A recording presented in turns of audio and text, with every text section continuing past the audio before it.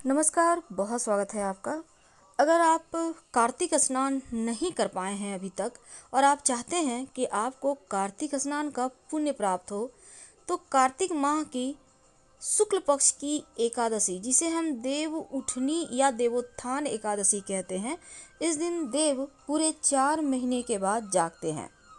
इस दिन से लेकर पूर्णिमा तक, जिसे हम 5 महापर्व पंच पर्व के नाम से जानते हैं, 5 दिन अगर कुछ नियम आप कर लें तो पूरे कार्तिक माह के नियम करने के इतना पुण्य फल की प्राप्ति होती है। तो आज यहाँ पर देखिए, आषाढ़ माह की एकादशी को देवशयनी एकादशी, जिस दिन भगवान विष्णु 4 महीने के लिए क्षीर सागर में निद्रा में चले जाते हैं, और कार्तिक माह के शुक्ल पक्ष की एकादशी यानी देव उठनी एकादशी को श्रीहरि नींद से जागते हैं। तो कार्तिक मास भगवान विष्णु को अति प्रिय है। इस बार कार्तिक जो मास है, इसकी एकादशी से लेकर पूर्णिमा तक 5 दिन आपको नियम पालन करना है। बहुत सिंपल है। क्या करेंगे? पहला तो आपको रोज सुबह 4 से 5 बजे के मध्य स्नान कर लेना है, और जब आप स्नान करेंगे तो नहाने के पानी में काला तिल 1 चुटकी डालकर या हल्दी डालकर स्नान करें। दूसरा, भगवान सूर्य को 1 चुटकी हल्दी डालकर इन 5 दिनों में आपको लगातार जल अर्पित करना है। और तीसरा, लहसुन प्याज का सेवन इन 5 दिनों में मत कीजिएगा, क्योंकि एकादशी से शुरू होकर पूर्णिमा तक जो 5 दिनों का ये व्रत है, शास्त्रों में इन दिनों का लाभ उठाने के लिए कुछ उपाय बताए गए हैं, जो धन देता है, अच्छा स्वास्थ्य का वरदान देता है, मान सम्मान भी देता है। कार्तिक पूर्णिमा को त्रिपुरारी पूर्णिमा के नाम से जानते हैं। तो हिंदू धर्म में इस पूर्णिमा का भी बहुत महत्व है।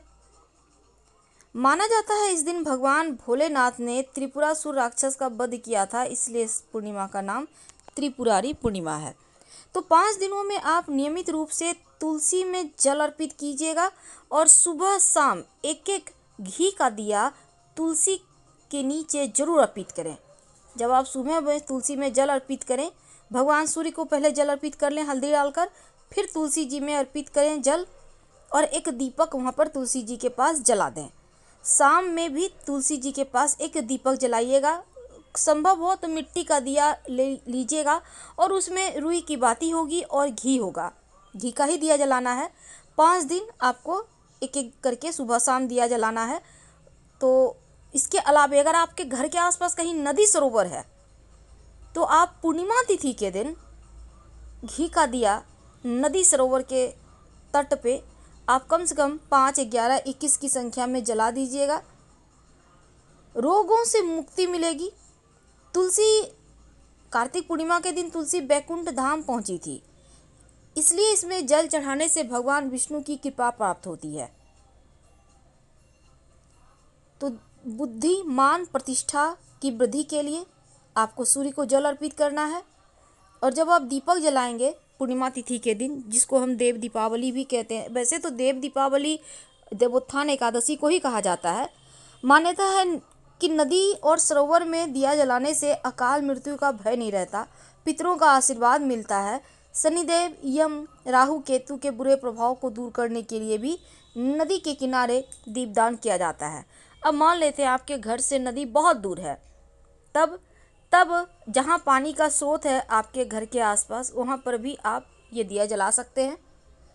आपको उतने ही पुण्य फल मिलेंगे। या फिर आप कहीं अंधेरे स्थान पर दिया जला दें घर से बाहर निकलकर।